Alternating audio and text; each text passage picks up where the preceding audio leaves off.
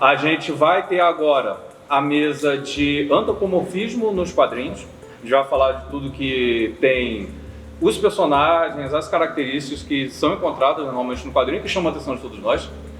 E a gente faz uma pausa depois da mesa. Às 13h30 a gente vai ter uma oficina sobre construção de personagens antropomórficos.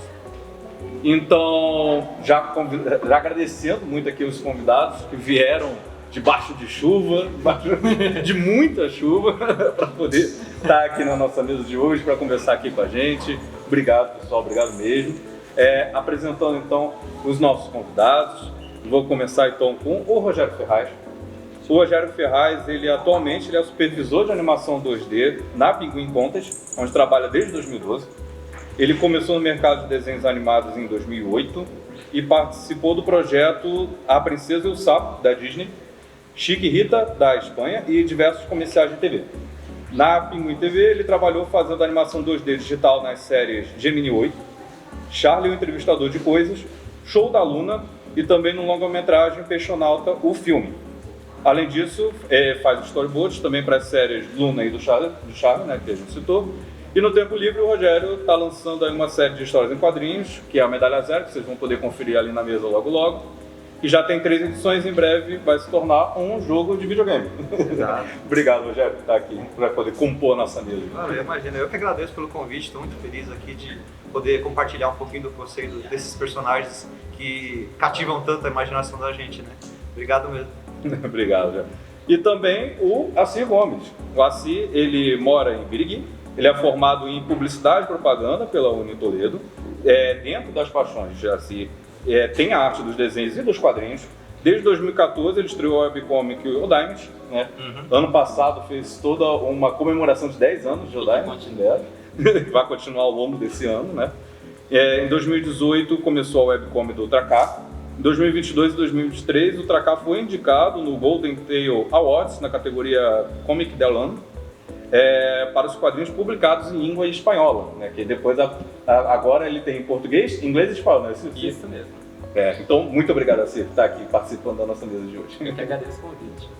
E então, para começar, pessoal, a gente poder começar essa conversa, né? Eu vou pedir então para vocês falarem um pouquinho de como vocês tiveram esse primeiro contato com o quadrinho, né? E da onde surgiu essa paixão e como começaram a fazer, né? Mas de forma mais profissional. Eu vou pedir, Rogério, para você começar, né? E aí depois a gente vai para si. Beleza. O meu primeiro contato foi bem de cedo mesmo, aprendi a ler com os quadrinhos da Turma da Mônica, né? Então, acho que muito brasileiro também, né? Eu sempre fui muito fã de Turma da Mônica e até o antropomorfismo veio junto com o DuckTales. Eu gostava muito de DuckTales quando era moleque também. Então minha paixão desde pequeno sempre foi bem dividida ali entre Turma da Mônica e DuckTales, que eu coleciono até hoje. Adoro DuckTales. Até legal mencionar do DuckTales que o antropomorfismo Disney, o Karl Barks, ele criou um universo tão legal, né? Tão rico com esses personagens que nem o Disney acho que não esperava tanta coisa com esse personagem que ele criou do Pato Donald. O Barks de Patinhas. Então desde pequeno eu sempre gostei de quadrinhos, sempre quis trabalhar com isso. Mas eu acabei migrando para o desenho animado e eu faço história em quadrinhos no meu tempo livre. O Garra, que é o protagonista do Medalha Zero, que é o meu projeto, ele nasceu quando eu tinha 14 anos. Nessa época que eu ainda sonhava em ser desenhista e trabalhar nessa área. Então nessa época eu queria criar um mascote, né? Um personagem que fosse representar todos os outros personagens que eu fosse criar algum dia. Então daí nasceu o Garra e desse universo, mas ele não tinha uma história ainda. Ele faltava criar uma história, personalidade e tudo mais. Só tinha o personagem, mas não tinha uma história. Então por isso que ele ficou engavetado por muitos anos. Aí eu criava uma história, não gostava, deixava guardado. Eu criava um design novo para ele, também não gostava. E só com essa experiência que eu tive mencionado aqui na abertura do desenho animado, que eu trabalhei na área, fui ilustrador também por 5 anos. Então juntando toda essa experiência do desenho animado e também com dicas de muitos amigos que trabalham na área, até quero agradecer ao Reinaldo que manja muito de roteiro e me ajuda até hoje com o roteiro do Medalha Zero.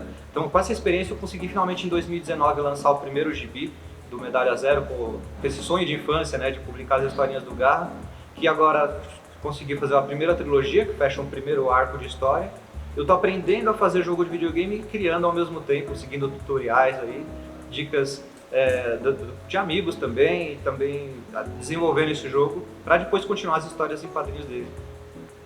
Ah, legal, legal. E assim, você, como é que foi esse primeiro contato com o quadrinho até você começar a fazer de forma mais profissional, né? O Trakai e o Dynamite? Bom, eu também comecei ali a ler com os quadrinhos da Turma da Mônica e também da Disney. Acho que muita gente ali teve esse começo aí. E eu sempre gostei muito de ler e a minha mãe incentivava também a ler bastante.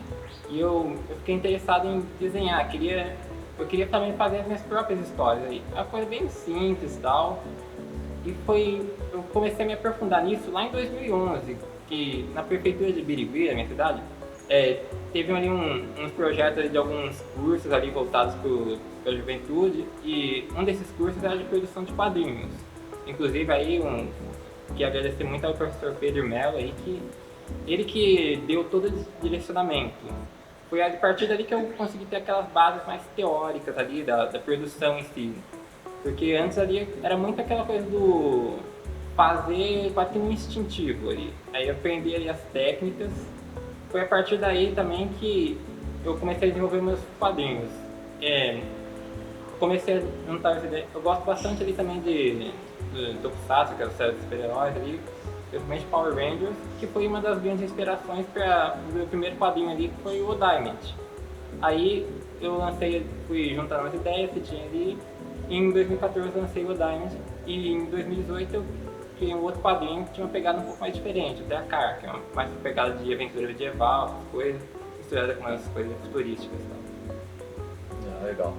E aí também aproveitar, né, a experiência que vocês têm na construção desses personagens mesmo, o que vocês acham, assim, na hora que vocês vão construir, que fascina tanto, assim, nesses personagens antropomórficos dentro dos quadrinhos, né? Tanto os animais antropomórficos quanto pode ser qualquer objeto ali, planta antropomórfica. O Charlie, ele entrevista várias coisas antropomórficas, né? Então temos vários personagens antropomórficos. O que vocês acham que fascina tanto, assim, nesses personagens específicos? Assim, se você quiser começar e depois a gente vai para o Rogério. Eu acho assim que uma coisa que é interessante, a gente meio que se vê representado no outro, assim. Eu diria que você tem a ideia de você ver, por exemplo, uma cadeira falante, um bichinho ali, um coelho ali falante, pensando como a gente, fazendo coisas que eles não fazem assim, mas que a gente faz. Eu acho que isso aqui acaba sendo o diferencial. Por mais ali que seja uma história ali que, às vezes, já conhecida, alguma coisa ali, se fossem, por exemplo, seres humanos aí fazendo aquela história, não seria ali tão a mesma coisa. Mas quando são animais ou objetos, aí já muda a perspectiva, já capta mais seu olhar. Tanto é que as fábulas estão aí para isso, as fábulas do Esopo, ali, usando animais para contar ali histórias ali de coisas que os seres humanos fazem e às vezes não deveriam fazer, e ensinando lições. E o seu, Rogério? Até você pega, além, né, da produção que você tem do quadrinho, até para pensar esses personagens que o Charlie vai entrevistar. Verdade.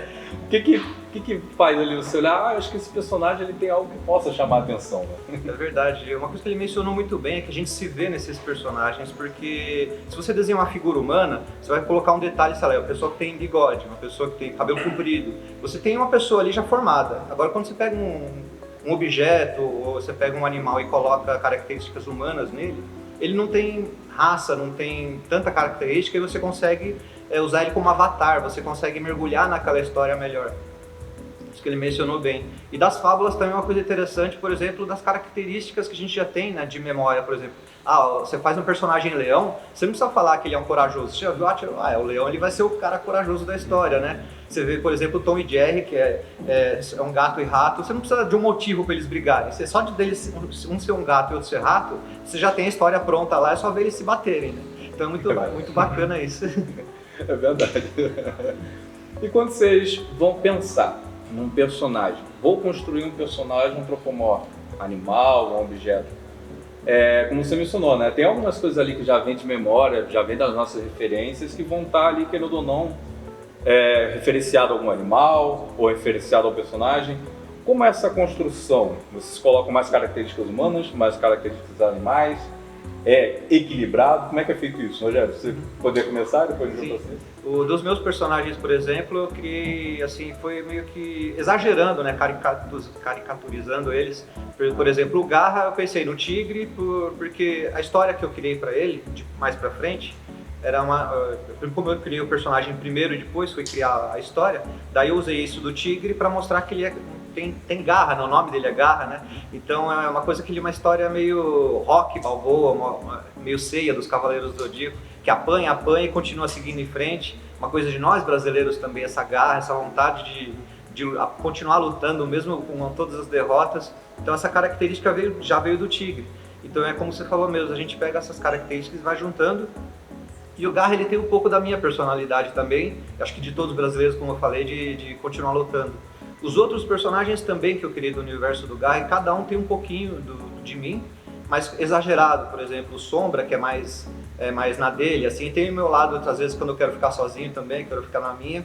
O Sombra, ele também, ele sabe, sempre aquela pose assim na dele. O Juba, como é o da coragem também, ele também é bravo. Então ele tem o exagerado das minhas emoções também, quando eu tô bravo com alguma coisa, vou exagerar no Juba, ele vai ser a minha versão exagerada dessa parte. Então a gente sempre, quando a gente vai criar um personagem, a gente coloca um pouquinho da gente neles também.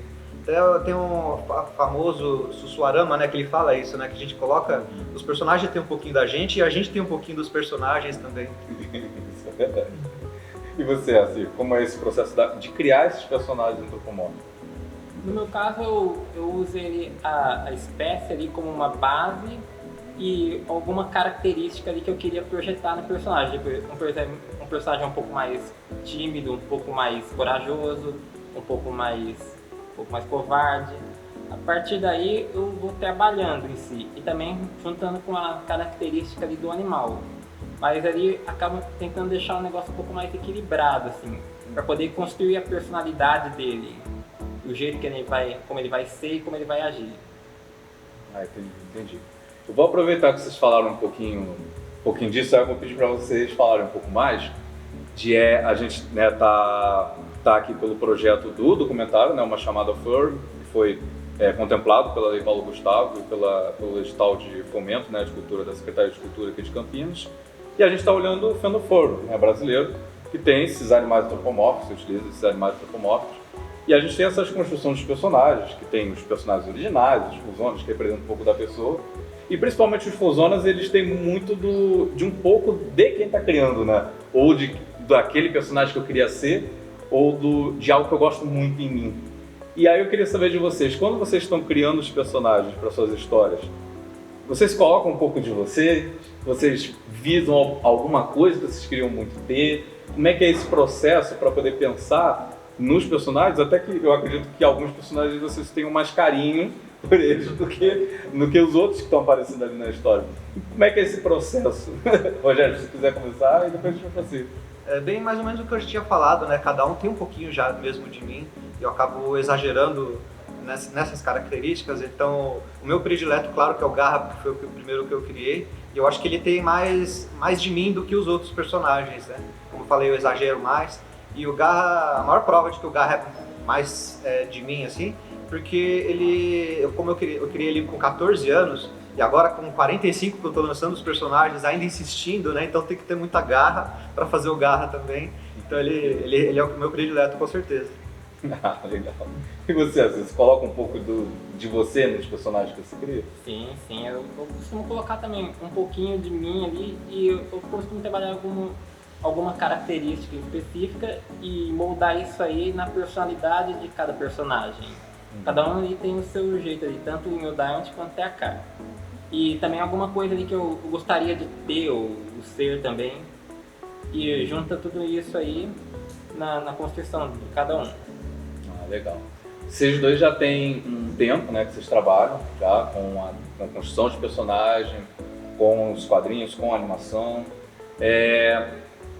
E aí eu queria saber de vocês, da experiência de vocês, uma dica que vocês dão para quem está querendo começar com a história em quadrinho, às vezes já raspou em algum personagem, às vezes já fez uma historinha e deixou ali guardada, para poder dar esse pontapé, começar. O que precisa para poder começar? A gente pode começar com você. Primeiramente tem que vencer a preguiça. Vai chegar uma hora e vai bater aquela inspiração, eu quero fazer um quadrinho, eu quero fazer um quadrinho. Aí depois dá aquele pico do ânimo, dá aquela desanimada, mas não pode deixar esse desânimo bater, porque senão não sai. Aí anota as ideias, vai anotando aquelas ideias porque elas vão surgir, mas elas não tem uma hora para surgir, quando você menos esperar ela, vem aquela ideia que você precisava fazer ali. E ter paciência, porque isso aí não é um trabalho tão simples, isso vai com o tempo, você vai, tanto aí pra você desenvolver uma história, uma coisa toda, e às vezes também depois aí você conseguir os resultados que você quer também. Aí às vezes você tem que ter mais paciência ainda e persistência. Sim, é verdade. E o seu, já da sua experiência, você falou que começou ali 14 anos desenvolvendo, né, personagem, até chegar agora aqui com o quadrinho, o que precisou para poder seguir com esse projeto em frente? Acho que a primeira coisa é não fazer como eu fiz, de engavetar o personagem tanto tempo assim. E se você tem tanto apego, porque eu tinha muito apego no personagem, ficava com... Não, tem que ser minha obra-prima, não sei o quê, mas não tem esse apego. Mas se você tem, procure fazer outros projetos menores. Então, sei lá, faz um spin-off com algum outro personagem paralelo do universo do personagem ali, para você não estragar o tanto que você tanto guarda ali, que você tanto gosta, né? Mas o segredo é mesmo o que ele falou, produz, sem medo, lança logo, ouça o feedback das pessoas. Vai ter hater que fala, que xinga só por xingar, então é bom você saber filtrar, porque nesse meio de críticas, você vai receber críticas construtivas, assim, que você tem que estar aberto a ouvir e pensar, pô, realmente, se eu mexer isso aqui na história, vai melhorar. Então, é saber filtrar essas duas coisas e produzir, e quanto mais você desenha, melhor você fica. Isso é importante mesmo. Eu vou até aproveitar o gancho que o Assir colocou, para poder perguntar. Vocês que já têm esse trabalho já há um tempo, né?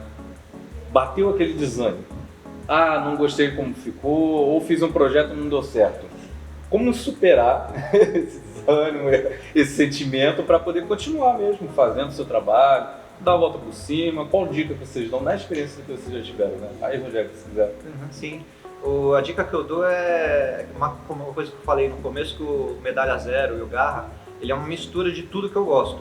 Então, na época que eu criei ele, eu tava ali fã de Tartarugas Ninja, ele tem os braços gordinhos meio que do Mega Man também, ele tem um olho que lembra um pouco do Sonic. Então eu peguei ele, como brasileiro é uma mistura de raças também, eu peguei tudo numa panela assim, misturei e falei, agora misturei tudo que eu gosto e nasceu aqui o Medalha Zero. Então a dica que eu dou nesse momento é largar o projeto por um tempo e assistir coisas que você gosta. Vai assistir seu filme predileto de novo, vai assistir uma série nova que alguém te indicou, fala, agora eu vou assistir essa série aqui. Vai assistir coisas que você gosta, que munido dessas referências, você vai conseguir colocar mais tempero nessa panela que é o seu projeto, aí a mistura vai sair melhor, fala, agora sim, agora eu vou conseguir produzir. Legal. E você, assim, quando tá com esse bloqueio artístico, quando bate o desânimo, como é que você supera isso? É o mesmo que ele disse ali, ele falou essa coisa de deixar um pouquinho de lado ali, deixa ali, espera, e ouvir ali se tem um feedback para ver o que dá para melhorar, ver o que você fez de certo ali, o que você não fez, e deixa ali um pouquinho, vai fazer alguma outra coisa, vai espairar a cabeça, leva o tempo que precisar, mas não esquece do negócio ali, deixa ele lá, mas fica ali de olho. Aí, em algum momento, você vai tentando aí, também, enquanto isso, você tentando melhorar esses pontos do que você precisa, para depois ali, quando você tentar achar que está pronto, você mexer de novo, corrigir essas coisas que não deu certo, manter o que deu certo ali, melhorar, e tenta de novo. Boa, legal.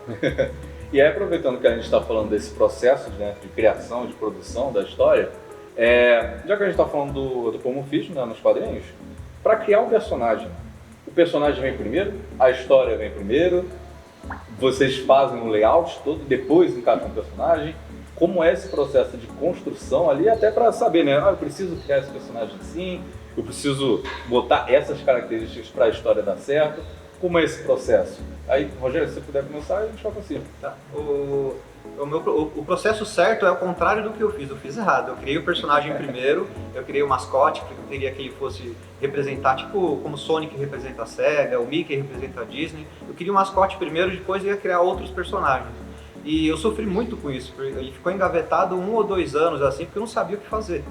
Então o certo é você ter uma história primeiro, aí você vai criando os seus personagens e você vai desenvolvendo. Acho que esse é o melhor caminho para você desenvolver as suas próprias histórias. E dentro da história que você criou, você já criou o mundo todo da história ou foi desenvolvendo aos poucos? Eu fui desenvolvendo aos poucos, mas uma coisa até que eu vi num livro de RPG muito legal, que é o mesmo processo você de criar um personagem de RPG. Você coloca lá características físicas, psicológicas, tem as fraquezas, os medos, os objetivos. Então você tem que humanizar o máximo possível, mesmo a gente usando antropomorfismo, né? A gente precisa humanizar o personagem ao máximo.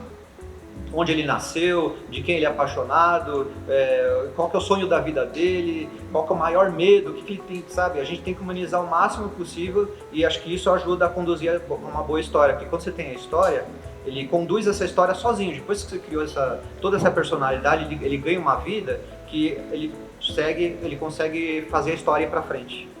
Ah, legal.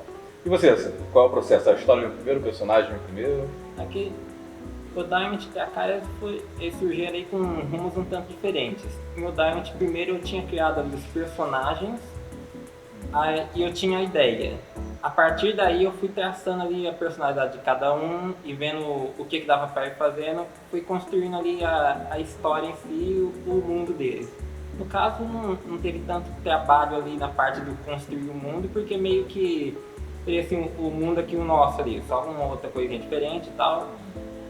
E eu fui traçando a personalidade de cada um. Cada um vem de um lugar diferente ali, o nome, o lugar onde ele veio e a personalidade, isso aí foi moldando cada um. Já em Teacar foi um pouco diferente. Eu criei cada personagem ali, mas aí depois ali que eu tive que criar a história em si e o mundo, porque ali é uma coisa um pouco mais diferente, um pouco mais voltado para fantasia. Isso aí eu fui fazendo aos poucos, levou um tempinho até ir acertando as coisas, tudo. Foi um pouco, realmente é um jeito mais trabalhoso assim. Difícil assim. A gente foi no modo hard. E aí também aproveitando que a gente está falando desse momento de construção, quando vocês estão pensando num layout ali, quantos quadros vão ter por página, qual o tamanho da página que eu vou fazer, como eu vou dispor os personagens para poder a história se apresentar, como é que vocês pensam nisso? Até aí vocês também podem comentar se vocês pensam nisso em uma linguagem específica, de quadrinho, ou eu estou pensando, por exemplo, em depois fazer uma adaptação para uma animação. Como é que vocês fazem esse processo de construção para que o layout consiga acompanhar a história e os personagens que vocês estão apresentando? Aí, se você quiser começar. Bom, primeiramente, isso aí vai depender de como que é o jeito da cena. Se é uma cena um pouco mais calma, faça a transição entre os quadros um pouco mais retinha, um pouco mais simples, para demarcar o ritmo da história. Se é uma cena um pouco mais dinâmica, um pouco mais pancadaria, essas coisas aí, mais ação, para deixar o ritmo ali para o leitor poder ver que está acelerado ali, mas em todos os casos é importante você fazer de um jeito ali que o leitor não se perca ali, né? Que ele consiga acompanhar o ritmo ali, o jeito certo de ler. Porque se você faz ali um negócio todo confuso e o leitor se perde, aí simplesmente a sua ideia, você não vai conseguir passar a sua ideia. Isso é verdade, né? E o seu, como é que é essa construção? Primeiro eu faço uma escaleta seguindo aquele lance do manual do roteiro, que você faz primeiro o ato 1, depois você tem um ponto de virada, depois você tem um ato 2, você tem um outro ponto de virada e o ato 3. Cada edição do Medalha Zero eu procuro definir o que acontece. Então é mais ou menos, resumindo, para não demorar muito explicando essa parte do roteiro, meio que a saga do herói, o personagem está na rotina dele, o ponto de virada é a primeira coisa ruim que acontece e que ele tem que tomar uma decisão. Então meio que sempre assim, o personagem está na dele, acontece uma coisa ruim, que é o ponto de virada. Aí ele começa a recuperar o que aconteceu da coisa ruim, tem um outro ponto de virada que leva ele pro final. Então é sempre assim, tá de boa, acontece uma zica, tá de boa, acontece outra zica e a gente estrutura assim. Isso não é uma regra tão absoluta, você pode ter vários pontos de virada numa mesma história, não precisa ser exatamente 2. Então eu procuro deixar como padrão esses 2 para poder me estruturar no que eu estou fazendo em cada episódio do Medalha Zero. Aí depois sim, com isso em mente, aí que eu vou separar nos layouts, nos rascunhos, quanto tempo eu vou levar em cada uma dessas partes. Então, o ato 1, que eu vou apresentar a rotina do personagem, quantas páginas eu preciso para dar o clima certo. A virada, a primeira coisa ruim que acontece, quantas páginas, geralmente é uma coisa mais rápida. Para chegar no final também, então eu vou dividindo. Aí, por exemplo, eu tinha um planejamento inicial do Medalha Zero, ia ser umas 40, 42 páginas. Aí eu tentei dividir assim. Aí eu vi que ficou muito apertado para a história que eu tinha, daí eu aumentei. Agora ele tá, quando eu lancei com 60 páginas, aí eu consegui dividir melhor esses 5 atos, entendeu? Então é meio que assim que eu estruturo cada edição do Medalha Zero. Ah, legal. E aí também pensando, construir uma história. Adorei a minha história, coloquei muito carinho naquela história. Mas às vezes eu preciso fazer uma escolha de decisões para poder colocar ela no quadrinho. E como é que é esse processo de decisão? De o que vai entrar, o que vai sair? Se eu vou conseguir fazer essa história durar por mais algumas edições, alguns episódios, ou às vezes eu tenho que terminá-la aqui. Como é que é esse processo de decisão de vocês? É muito penoso? Você já tem uma... Aí se você quiser começar, Rogério, depois de você. É difícil, né? Como eu falei, né? Eu tinha planejado 40 e poucas páginas, de repente foi 60, e mesmo na 60 eu falei, putz, eu queria colocar mais coisa aqui na 1 ainda.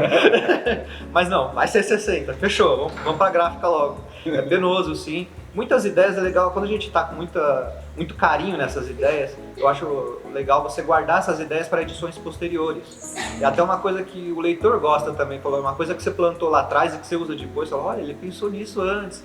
É bem legal marcar isso e usar depois. Ou usar para outra série também, você pode criar outro personagem, criar outra série e aproveitar aquela ideia. Então, guarda essas ideias e usem depois que vale a pena. Legal. E você, assim, é fácil ou é difícil? É uma missão impossível.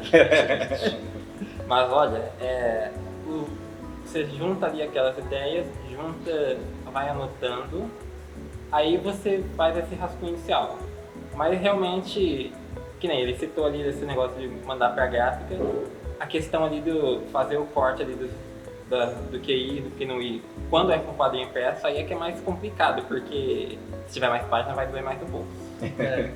Então, a gente tentar ver o máximo possível ali, você juntar as ideias ali, você racionalizar de um jeito que faça sentido. E deixar ali alguns ganchos, para deixar para usar depois em alguma outra história, alguma outra coisa, uma continuação. Mas não deixa essas ideias ali de lado se for necessário, mas não esqueça. É importante. Uma coisa importante que ele falou de largar as ideias, se eu não me engano, tenho certeza que eu não assisti a série, mas foi o grande problema do Lost, né? O pessoal reclamou muito que eles tiveram várias ideias geniais que eles plantaram durante a série, aí no final, tipo, a gente não sabe explicar isso e não vai explicar e pronto. Não façam isso, né? É bem zoado, mas é interessante assim, você plantar várias ideias, desde que você saiba o que você vai fazer depois com elas depois, no final. Isso aí que é um caso um pouco contrário, que foi, por exemplo, em Power Rangers. Teve alguns ganchos ali que ficaram umas pontas soltas, não foi explicado na série, mas agora o pessoal está explicando nos quadrinhos essas pontas soltas, juntando tudo. Legal isso. Isso é legal, e até aí aproveitar até para poder perguntar, continuação, as coisas que abrem e as coisas que precisam ser fechadas. É muito difícil esse processo de fazer uma continuação, deixar um gancho ali para poder a história render mais, mas não esquecer também de fechar. Você já deixa anotado? Como é que é esse processo? Se você quiser começar, o Diamond aí já está há 10 anos. Como é que você conseguiu fazer esse processo de continuação da história? Foi justamente ali porque eu fui deixando ali alguns ganchos e fui tentando deixar o máximo depois ali amarradinho, para depois aí ir pegando ali alguns detalhes das edições anteriores e trabalhando e seguindo a sequência da história. Mas realmente, às vezes ali é importante você saber realmente o momento ali de você parar ali alguma parte e o momento ali de continuar, porque às vezes tem alguma coisa que você acha que pode ter que dar uma continuação interessante, mas de repente falta a ideia ali no momento. Então, realmente, guarda a ideia, deixa ali, mas você não deixe de pensar em continuar ela, se for o caso. E se for o caso ali, deixa quieto mesmo, deixa para onde está. Já que além do trabalho em quadrinho, né, você tem ali os episódios do Medalha Zero. O Medalha Zero eu tenho anotado, é o que acontece em todos os episódios da série inteira. Só que durante o processo, como eu lancei os 3 primeiros, eu estou ouvindo o feedback da galera, o que o pessoal gosta. Então, como chegar naquele final que eu já tenho planejado é que pode mudar dependendo do que o pessoal diz, conforme eu vou melhorando também como artista e tudo mais. Então as coisas podem mudar do que eu planejei, mas eu tenho o final para onde eu quero ir. Então é importante você ter isso na cabeça, onde eu quero chegar, mas tudo bem dar uma desviada aqui, outra ali, para melhorar a história, para enriquecer a história. Ah, legal, legal.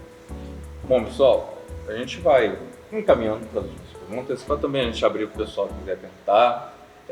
Aí eu queria saber de vocês antes, uma dica. Estou pensando em criar uma história, aí eu vou começar agora o processo de criar os personagens. Como é que vocês fazem geralmente quando vocês têm que criar um personagem novo, você já tem a história, mas não tem o personagem ainda? Vou sentar agora, vou fazer aqui um brainstorming, vou ter várias ideias, anotar várias ideias. Como é que é esse processo para vocês fazerem essa construção de personagem? Se vocês quiserem começar, a gente vai com o Jack.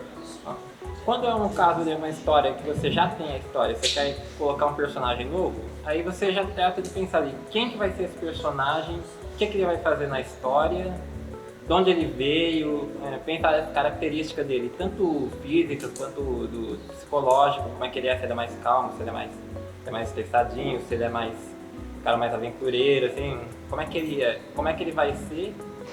E também isso aí é muito importante ali do como encaixar ele na história para não ser simplesmente uma coisa muito avulsa e simplesmente você colocou ele lá, ele tá lá, mas não faz muito sentido em tese. Legal. E você, Jack, esse processo? Também é isso da função, né? A gente precisa saber para que serve esse personagem na história. Se ele vai morrer mais pra frente, ou se ele tá ali só para alívio cômico, como a gente fala, né? Então, mas de qualquer forma é sempre... Quanto mais você enriquecer esse personagem, é melhor. Como eu falei antes da ficha de personagem, igual fazer um RPG, onde ele tem mais força, ele é mais inteligente, ou ele qual os maiores medos, quais os maiores sonhos. Quanto mais você humanizar ele, quanto mais background você colocar na história dele, melhor. O que ele passou na escola, ele se dava bem com os professores, ele tem um emprego, ele tem namorada, como que é a vida dele, sabe? Coisas assim, cotidianas, coisas básicas, quanto mais você colocar nessa ficha de personagem dele, é melhor para o desenvolvimento da sua história. É isso que eu ia perguntar, o background ele ajuda nesse processo depois de entender até para onde a história está indo? Exatamente, porque o personagem acaba, com toda essa riqueza, ele acaba conduzindo a história para onde você quer. Legal, legal. Bom pessoal, eu vou abrir então para quem quiser fazer alguma pergunta para a mesa. A gente tem os 2 quadrinhos aqui à disposição de vocês para tirar qualquer dúvida. Alguém? Rafa? Na questão de recepção do quadrinho de vocês, como vocês conseguem mensurar a reação dos fãs, como isso afeta o processo de criação de vocês, se afeta a criação? Até desse feedback, né? Verdade. Pode começar, Rogério? Uma coisa que eu até estava falando esses dias, que é importante... Nesse mundo que a gente vive hoje de redes sociais, é importante a gente não se ficar tão assim preso a likes e a essas coisas para medir o sucesso do seu personagem. Porque às vezes tem gente que curte, tem gente que se inspira tanto nele e só às vezes não apertou ali o coraçãozinho e, sabe, você tá mudando a vida de uma pessoa e não sabe. Então é muito bacana você valorizar e não desistir dos seus personagens e saber que pelo menos, sei lá, você tá mudando a vida de alguém, de pelo menos um. Então não desista, continue lutando por seus sonhos sempre e não deixe essa quantidade de likes te abalar nessa luta, né? Lógico que mais pra frente, pra você viver disso, você vai precisar, né? A gente, pra poder fazer, como fala, quando a gente vai comercializar o personagem, esqueci o termo que fala, o licenciamento de personagem, a gente precisa mostrar, né? Meu personagem é famoso, tem vários likes e tal, mas assim, para o seu objetivo de vida, para o seu coração, um fã já está ótimo, já é o que basta. E a voz dele, quando você recebe, por exemplo, uma fanart, de criança principalmente, é o que faz tudo valer a pena. Legal. E você, assim, como é que você pega esse feedback e retorna no seu trabalho? Eu tento filtrar também o que o pessoal está dizendo ali, ver se tem alguma coisa, uma crítica mais construtiva, alguma coisa que eu possa melhorar. Mas uma coisa ali que ele falou disso aí, de você saber que você pode estar mudando a vida de alguém, uma coisa ali que eu falo assim, esse negócio aí que ele falou de os likes, assim, não é tão importante, você não pode realmente ficar muito preso a isso, mas se você tem um quadrinho que você gosta de alguma coisa, um vídeo ali, se puder, diga para esse criador de conteúdo que muitas vezes essa palavra de incentivo ali, uma coisa ali é que vai acabar ajudando ele ali a motivar mais. Porque ali, tá ali separado por uma tela ali, às vezes a gente não sabe o que o outro tá passando, né? Essa palavrinha de incentivo acaba fazendo muitas vezes a diferença. Você saber que tem uma pessoa ali que tá curtindo esse trabalho, que gosta. Eu falei, é um fã, né? Se esse um fã chegou pra você e falou, pô, eu gosto muito do seu personagem, cara, você já ganhou o dia. Então você seja esse um fã, né? Sim. Legal. Respondido, Rafa? Beleza. Caxiel? Queria fazer uma pergunta pro Rogério. Ele criou o Garra com 14 anos. Como é que foi a adaptação da personalidade do Garra até hoje? Porque com 14 anos e hoje tem mais de 40, né? A personalidade você vai alterando. Verdade. E como foi implementar isso e tudo mais, assim?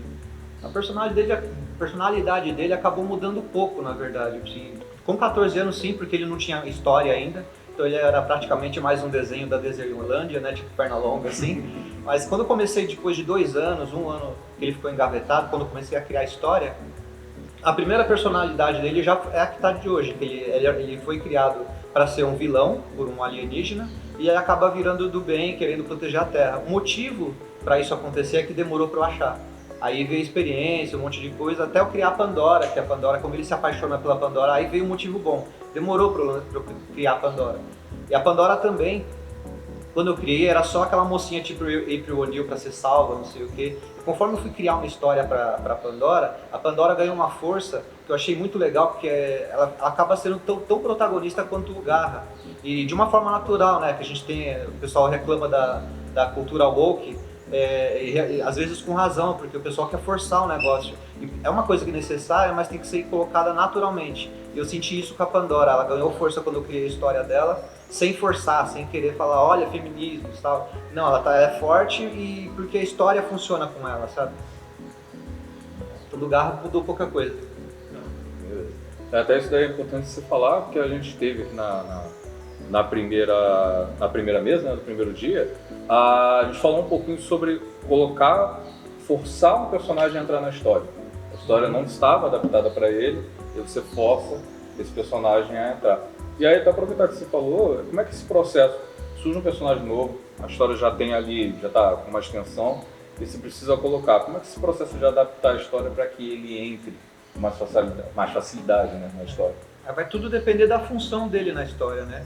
Eu acho que, eu ainda não assisti a série Game of Thrones, mas eu sei que eles fazem uma coisa genial, assim, de apresentar um personagem, de fazer você se apegar pra ele, depois eles matam esse personagem, né? Então é muito isso. Qual que é a função dele? Vou matar ele depois. Então vou fazer o público amar esse personagem aqui. Então é bem isso. Dependendo da função dele na sua história, aí você vai trabalhar o jeito que você vai inserir esse personagem no contexto do seu universo. Legal. E você, quando precisa inserir um personagem novo na história que já tá ali, como é que você faz? Primeiramente ali, quando vai inserir um personagem novo, assim, é ter algum gancho que possa encaixar o personagem ali e moldar o personagem em si pro andamento da história, para ele não pegar o bonde andando, mas que faça sentido. Não ser simplesmente um elemento colocado ali. Para depois, tanto é que chegou um momento ali que vou colocar alguns outros personagens, vão surgindo. Realmente, que nem ele falou, trabalhar a função do personagem na história, para simplesmente não ser só mais ali só mais um rabisco ali no meio da página. Legal. Pessoal, mais alguém quer fazer alguma pergunta? Se me permitir, eu teria 2 perguntas. Claro. Uma é em questão narrativa, vocês comentaram sobre os plots, sobre os atos e sobre a jornada do herói. Eu queria saber se, como eu sou bastante leigo nesse mundo, se há alguma diferença na hora que você está construindo a jornada do herói para um personagem antropomórfico e se há uma diferença entre ele e um humano normal, se há vivência diferente, se há construção diferente. E a segunda já que a gente tocou no assunto, é como vocês lidam com a morte de um personagem. Tipo, em que momento eu preciso, se vocês já passaram por isso, porque às vezes a gente sempre fala do herói, o eterno herói e tal, mas às vezes um momento dramático, por exemplo, Homem-Aranha, quando ele deixou de ser um jovem para se tornar um adulto mesmo, foi na morte da Gwen Stacy. E aí houve todo um preparo, acho que até quase por um ano de se preparar de como eles iam matar ela. Lá entre os roteiristas e tudo mais. E por que ele precisava? Eu queria saber o que vocês, como a morte impacta o personagem, né? Como vocês pensam nisso, na questão da narrativa. As perguntas aí boas. Você quer começar assim? Bom, ele falou da questão aí da construção da jornada do herói para um personagem antropomórfico e um humano. Eu diria que não, eu diria que o mesmo processo pode ser usado independente do tipo de personagem. O que vai mudar mesmo ali é como você vai encaixar o personagem ali nessa questão da jornada do herói. Não, aí a forma que ele tem em si, eu acho que não afeta ali. Mas você falou dessa questão ali de a morte de um personagem. Eu diria assim, o Rogério citou aqui o Game of Thrones aí, essa coisa de fazer pegar pelo personagem e depois matar. Eu diria assim que também não é simplesmente ali também tem que trabalhar a questão ali do qual personagem que vai ser como ele vai morrer, como que ele vai morrer e como é que isso vai afetar o fluxo da história em si. Porque simplesmente ali o personagem morreu ali e a história simplesmente segue normal sem ele, significa que talvez aquele personagem ali seja descartável ou então que aquilo ali foi um momento desnecessário. Então, do herói, por exemplo, de fazer o antropomórfico ou não, acho que a única diferença é que quando a gente falou antes, que o antropomorfismo ele acaba puxando características, por exemplo, do Tom e Jerry, né? Se é um gato e rato, a gente já sabe que eles vão brigar e não precisa de história. Então, se você vai criar uma saga de um herói leão, até do Mágico de Oz é interessante, porque tem um leão sem coração, né? Que ele é covarde, né, também. Então ele brinca com isso. E a gente tem a figura do leão, que o leão é corajoso. Então acho que a única diferenciação é isso, que você vai criar uma expectativa para o seu leitor, ou seu espectador, sobre esse personagem, por ele ser um tigre, por ele ser algum antropomórfico. Você vai criar uma expectativa e você vai poder brincar com essa expectativa com o seu público. No resto, realmente, quanto mais você humanizar esse personagem, melhor, então não tem tanta diferença como ele falou. E sobre morte é isso mesmo, a gente precisa sempre, como contadores de história, a gente tem que sempre priorizar pela história. Então o personagem, às vezes, ele só tá ali para morrer mesmo, que é para passar sentimentos também. Quando a gente está contando uma história, quando a gente faz, inclusive, a função do storyboard é ler o roteiro e quando vai transportar imagens, em cada cena a gente tem que pensar o que sentimento a gente está passando nessa cena para o espectador. Então a lance da morte é bem isso. É um momento que a gente precisa, sei lá, dar um chacoalhão no espectador, porque a história às vezes está meio morna, vou matar um personagem aqui que está meio chato, ou porque precisa de uma motivação a mais, como eu falei, o Garra se apaixonar pela Pandora era uma motivação que eu precisava. Eu não preciso matar a Pandora, mas o fato dele se apaixonar por ela é uma coisa que eu precisava para a história rolar, sabe? Então às vezes a morte de um personagem é uma coisa que precisa para a história continuar rolando e não estacionar ali, não ficar preso. Respondido? A minha dúvida é como lidar com a pressão de construir um vilão. Que a gente está falando somente de heróis. Isso é legal. Eu acredito que seja uma dúvida recorrente entre todos, né? Porque eu falo isso porque eu tenho uma história realmente contada pela minha sogra e eu tenho muita dificuldade de fazer com que ela seja inserida na história. Então, a minha dúvida está ainda mesa, né, na verdade. Quais seriam as prerrogativas que vocês constroem esse vilão para o quadrinho de vocês? Legal. Quer começar, Rogério? O vilão, geralmente, assim, um jeito de começar quando a gente está sem dúvida, não que seja sempre o padrão, mas ele é meio que o contrário do herói. Então, por exemplo, se o herói, o sonho dele é ser desenhista, aí tem um cara que o vilão vai ser o pai dele falando, não, você vai ser médico, sabe? Então, geralmente você brinca com isso. O que você quer pro seu herói e qual é o melhor jeito de criar um vilão para atrapalhar ele e humanizar o vilão também. Porque hoje em dia, inclusive, não com o Coringa 2, né, que foi horrível, mas com o Coringa 1. Não falamos do Coringa 2. Faz de conta que não saiu esse filme. Quando se fala de Coringa, fala do 1, que é um filme muito bem construído, que eles humanizaram muito um vilão. Então tem isso, e o Coringa, antes desse filme, o que ele é? Ele é exatamente o oposto do Batman. Você vê, o Batman é todo sério, todo sempre vestido na escuridão, e o Coringa é colorido, palhação, zoeiro e tal, e você vê como esse contraste funciona bem. Então você consegue partir daí para você começar a criar seu vilão, não que você tenha que obedecer essa regra, mas já ajuda você a começar a desenvolver. E você, Assi? Eu diria assim que quando você pensa ali no vilão e você pensa ali no herói, você pensa no embate entre os dois. Ali um vilão que seja ali a altura do herói ali, alguma coisa assim, algo que e você tem essa coisa do embate entre os dois, que é uma coisa do jeito assim que acaba engrandecendo os dois personagens. Que assim, não seja simplesmente o herói sendo ali um saco de pancada do vilão, ou simplesmente o vilão sendo um saco de pancada do herói.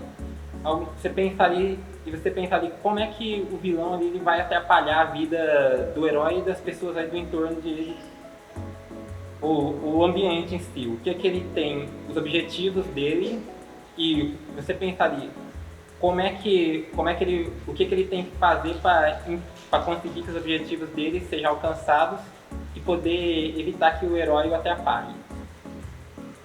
Legal. Beleza, mais alguma pergunta, pessoal? Todos satisfeitos? Fechou? Tá, então eu pergunto que assim, quando eu era mais novo eu tentei desenhar, pergunta pra mim. Só que assim, o meu defeito foi o quê? Comecei a olhar o desenho dos outros e falar, nossa, eu queria um desenho muito melhor. E isso acabou me desmotivando. No caso de vocês, o que fez vocês ficarem motivados? E a dica que você daria pra galera também, assim, tipo, que pensa a mesma coisa, né? Acho que isso aí é um defeito muito de quem começa a desenhar. Os comparativos de arte. Bom, assim, se quiser começar. Ah, sim. Então, pra mim, isso aí foi uma coisa, já foi um contrário. Tipo, foi uma coisa que me motivou. Aquela coisa, tipo, nossa, essa pessoa desenha tão bem, eu quero desenhar que nem ele. Isso aí me observar como é que eles faziam, como eles fazem ali, tentar copiar mais ou menos, ver o que eu conseguia fazer, o quanto eu conseguia chegar próximo daquilo. E seguir tentando. Não desanimar. Porque pode ser que você não consiga desenhar igual essa pessoa, mas você pelo menos acha o seu caminho. Você, Rogério? Comigo, quando eu era criança, eu tinha meio que conformado assim, que eu não desenhava tão bem. Porque eu usava como inspiração o Maurício de Souza, por exemplo. Porque eu até lembro quando minha mãe conversava com a minha mãe que eu queria ser desenhista, não sei o quê. E ela falava, tem que estudar e desenhar bem, desenhar profissionalmente e tal. Eu falava, mas mãe, olha só, o John Byrne, que é um desenhista incrível lá, o John Byrne, não sei a pronúncia, desenhou o Superman, desenhou figura humana. Mas se você perguntar lá na rua, quem conhece John Byrne e quem conhece Maurício de Souza? O pessoal vai conhecer Maurício de Souza, e o desenho do Maurício de Souza não é aquela perfeição do John Byrne. Então, assim, meio que vira uma assinatura. E eu acho que isso motiva muito a você criar uma identidade sua, em vez de você tentar só copiar e ser alguém, se espelhar em alguém que você acha que é melhor. O seu traço, e também não ter pressa, porque o seu traço ele vai nascer justamente da mistura de todos os traços que você gosta. Então, sei lá, copia o John Byrne, copia o Maurício de Souza, copia tal, mas copia vários, até você começar a assimilar e fazer aquela mistura que eu falei da panela, aí vai nascer a sua identidade. Então procura sempre isso. Então, inclusive, como com esse mundo hoje que a gente tem um futuro incerto com a inteligência artificial, né? Porque a inteligência artificial copia todo mundo, essa assinatura nossa vai valer muito mais para esse futuro de inteligência artificial do que vale hoje. Então é legal você construir um personagem, um estilo seu, do que você se espelhar em desenhar perfeito, desenhar igual um mestre faz. Legal. Você achou isso? Pegando o gancho da inteligência artificial, vocês veem isso como uma ameaça ou algo do tipo? É para a própria produção de quadrinhos. É complicado, assim, porque ao mesmo tempo que ele pode ser uma ferramenta boa, porque eu preciso fazer o medalha zero, mas eu sou ruim de desenhar cenário, posso pedir para a inteligência artificial fazer o cenário para mim, que vai me ajudar muito. Ao mesmo tempo tem esse perigo também, de roubar meu emprego, né? Até na Pinguim, né? Coloca um bot lá de inteligência artificial para animar a Luna, não precisa mais de mim. Então é uma coisa meio ambígua mesmo, a gente tem medo sim, mas eu acho importante a gente aprender a usar a inteligência artificial como ferramenta, não ficar tanto com medo, com o pé atrás sempre, claro, mas a tentar usar isso para nosso favor, porque a parte da criatividade, a parte de criar a história sempre vai precisar, máquina nenhuma vai fazer isso. Criar o estilo também, como eu falei agora, você criar uma assinatura que é o seu personagem. Então isso vai precisar do lado humano ainda. Então é legal você aprender essa tecnologia nova para poder usá-la e perder um pouco do medo. E você, assim, como é que vê? Eu digo assim, por mais ali que a inteligência artificial ela consiga fazer mais ou menos o que a gente consegue fazer, ela não consegue fazer exatamente porque a máquina não tem sentimento, não tem coração, e a gente acaba renovando ali a experiência e levando isso em conta. E o que eu acho é que, primeiramente, a gente teria que tentar entender um pouco melhor essa coisa do que é a inteligência artificial, porque muita gente está naquela coisa, aquele pânico, meu Deus, vai roubar meu emprego, meu Deus, é o fim. Tentar entender, pelo menos, para poder saber até onde é que isso está indo, para você poder, talvez, se antecipar, para você não... E também não sair por aí se desesperando à toa. Mas tem que ficar um tempo preocupado, sim. Muito do que você falou, não, é tentar pensar nela como algo que possa ajudar a gente, não prejudicar a gente. Uma ferramenta. Mas é isso, Caixão. Pessoal, mais uma pergunta? Você tem uma dica para quem se vê empacado na história e não consegue ver o futuro para ela? A continuação. Desengavetar a história. Acho que primeiro de tudo a gente tem que ter, que nem você falou, a gente precisa ter o final. Eu tenho o final para o Medalha Zero já, conforme eu estou aprendendo e ouvindo o feedback, eu vou desviar para chegar naquele final, talvez até mude o final, mas eu tenho o final em mente. Se você não tem o final em mente ainda, aí volta para aquela outra dica que eu falei antes de você procurar referências, você deixar o projeto de lado um pouco, não esquecer dele, mas deixar de lado, vai assistir o seu filme predileto, vai assistir uma série nova, vai buscar novas experiências, porque até entrando no gancho da inteligência artificial, a nossa grande vantagem para a inteligência artificial, quando a gente vai contar histórias, a gente vai passar sentimentos, a gente vai passar experiências, inclusive. O personagem, quando a gente cria, mesmo o Medalha Zero, que é uma mistura de tudo que eu gosto, ele também tem coisas pessoais minhas. Até o amor que ele tem pela Pandora é de uma menina que eu gostava quando era criança também. Eu estou recontando essa história no Medalha Zero. Então, você ter essas coisas de você resgatar coisa sua, pessoal, e de você buscar outras referências até chegar numa inspiração, falar, eu quero chegar num final assim. Aí você consegue recomeçar a trabalhar a sua história. Você, assim? Eu diria que você tem que pegar a sua história, ver o que você tinha feito até ali. Faz uma pausa ali, o tempo que for necessário, você vai trabalhando ali as ideias ali e depois você pegar umas referências. Tipo, você assiste alguma coisinha ali, algo que tem a ver com a história, tipo, se você fazer uma história de drama, você assiste algumas coisas de drama, assim, ou coisas de terror, o que for, pra você pegar a experiência. E a partir daí, você vê se tem alguma coisinha de algum ponto que talvez possa encaixar na sua história, alguma coisa ali, e você deixa a ideia ali maturando. Aí vai chegar um momento ali que você depois pega ali, vê o que pode encaixar, o que não pode, tenta ver o que você fez até ali, e o que você acha que poderia mudar, o que não poderia mudar. A partir daí você já vai ter uma ideia. E também, quando for o caso, e também os feedbacks do pessoal. Luciano? Mais alguma pergunta, pessoal? Tenho uma pergunta. Em ranking de criação de personagens, a gente já sabe que é muito complexo criar um personagem em si, dar uma vida pra ele. Mas em ranking, temos heróis, temos vilões e temos os anti-heróis. É mais complicado fazer um herói, um vilão ou um anti-herói? Qual dessas categorias é mais difícil? O que vocês acham? Depende da história, talvez? Sim, depende da história. Eu acho que o mais difícil é o herói, porque é muito fácil o herói ficar falso. Que é um problema mais ou menos que tem no Superman, né? É muito difícil escrever uma história pro Superman porque ele é muito forte, ele é muito poderoso. Então qual que é a fraqueza dele? Kryptonita? sabe? É difícil criar uma história para ele. Até por isso que tem muitos filmes do cinema que acaba se prendendo e não consegue desenvolver. O melhor foi por causa do Christopher Reeve, justamente porque o ator ele conseguiu dar a vida para aquele personagem através do Clark Kent, na verdade, né? Não foi nem o Superman. O Christopher Reeve ele tem essa coisa de ser o melhor Superman, porque ele foi o melhor Clark Kent, ele não foi o melhor Superman, sabe? Então é muito difícil você criar um herói que não seja falso, que seja humano. Então eu acho que é mais difícil, pra minha opinião, eu acho mais difícil criar o herói do que o vilão até. E os anti-heróis. E você, Cid? Eu diria que vai depender do contexto da história e aí da motivação do personagem. Você tem que levar em conta o que vai motivar ali o personagem na história e se o rumo disso se vai levar para ele ser um herói, se ele vai ser um vilão ou um anti-herói. A partir daí, você consegue já traçar um pouco mais facilmente. Mas ali, eu acho que realmente o que é um pouco mais complicado mesmo é você estabelecer mesmo qual deles, não é nem o tipo em si. É você estabelecer ali ele vai ser um herói, vai ser desse jeito e tal, ele vai ser o vilão, vai ser desse jeito. Entende?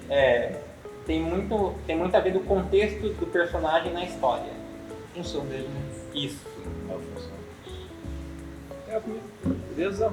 Posso aproveitar o gancho dela? Claro, sim, por favor. Bom, a gente falou de heróis, anti-heróis, enfim. E o coadjuvante? Que pano que vocês utilizam realmente para inspiração? A Bíblia, livros, porque acredito que os protagonistas vocês se inspiram, né? Qual seria essa inspiração de vocês? Inspiração para os coadjuvantes, isso daí é interessante. Quer começar? Sim. Eu tinha mencionado ali, o coadjuvante, ele não pode ser simplesmente ali um personagem que vai ser simplesmente escada ali pro protagonista. Ele tem que ser um personagem ali que tem uma personalidade própria, que ele tem que ficar assim, relativamente um pouquinho mais abaixo ali do protagonista, mas você tem que fazer ele aparecer. Tem que fazer ele estar ali, ele não ser simplesmente só mais um. Ele tem que ajudar a somar na história. E a partir daí você desenvolver a relação dele com os demais personagens. E tanto é que, por exemplo, nas minhas histórias mesmo, a maior parte ali tem ali as coisas coadjuvantes ali são amigos deles, familiares, gente ali que faz uma diferença na vida dos personagens principais. E você, Rogério? Eu acho que depende muito da função dele na história. Esse coadjuvante ele tá na história pra quê? Se ele só vai ajudar o protagonista, então você precisa criar todo um background, toda aquela ficha que eu falei antes, para que ele consiga ser amigo desse protagonista sem forçar também, né? Que também não dá para inserir, como a gente tava falando antes, tipo, jogar personagem na história só por jogar e ele não tem uma função na história, ele tem que ter uma função bem clara e tem uma personalidade forte também, mesmo sendo coadjuvante. Então é legal você fazer a ficha dele também, os medos dele, os sonhos, até para casar com esse objetivo, né? Você vê o Frodo, por exemplo, né?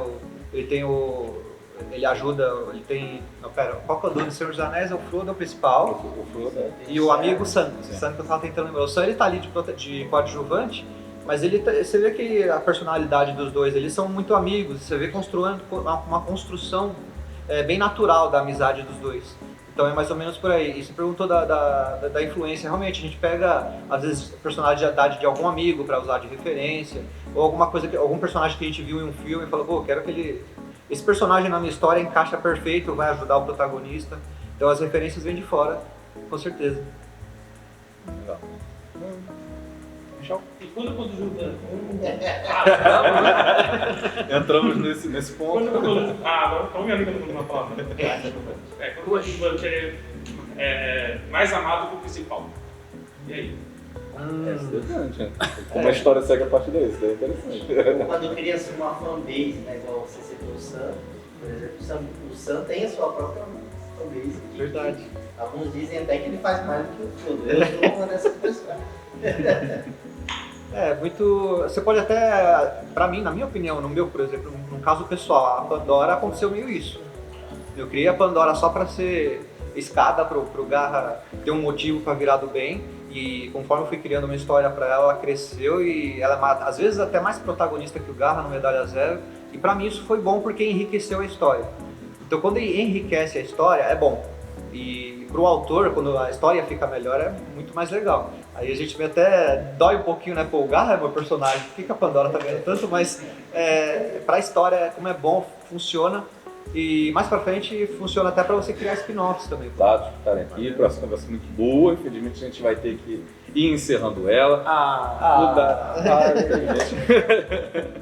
Vou dar alguns recadinhos, pessoal. A gente tá hoje com a mesa, né? Os nossos convidados. Vou convidar ali quem quiser ver ali depois.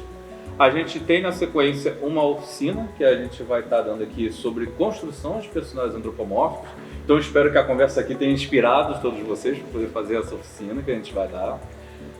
O Confuria está aqui a nossos convidados ali, se quiserem depois passarem na mesa deles também.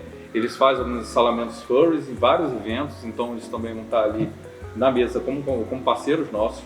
E também, Caxiel, posso te chamar aqui rapidinho, falar um pouquinho do Patas, que vai ser, esse ano vai estar com a edição que vai estar sendo primeira convenção furry de hotel a ser 4 dias no Brasil. Na América Latina. Então, Caxiel, se quiser falar um pouquinho, até te convido para cá, sente-se aqui. Olá, gente. Bom, primeiramente ele ficou um pouco nervoso, pareceu um pouco na câmera. Mas que é normal, não, dá um nervosismo. Bom, o evento Patas ele acontece em Sorocaba, é um evento beneficente, então nós temos esse evento que ajuda, né, a ONG Pequena Grande Isa e também ajuda o GPAS também, né, tendo doações de alimentos e tudo mais. E esse ano aqui nós fizemos essa especial, né, aproveitando o gancho que até agora é o feriado, dia 21 e dia 18, né, então são 4 dias, do dia 18 ao dia 21. O evento acontece, essa convenção acontece dentro de um hotel, então ela é legal que ela é diferente por quê? Dentro do hotel você tem ali a piscina, tem os amigos, os quartos e tudo. O Rogério ele chegou a conhecer, a Cí também já conheceu, o próprio Trudinho também já foi lá. É uma coisa nova, assim, né? Uma coisa que, tipo, cara, é especial, porque é tudo juntinho, então você acaba tendo mais amigos, você tem aquele meet and greet maravilhoso no evento, né? E é assim, eu convido vocês para estar indo no Patas.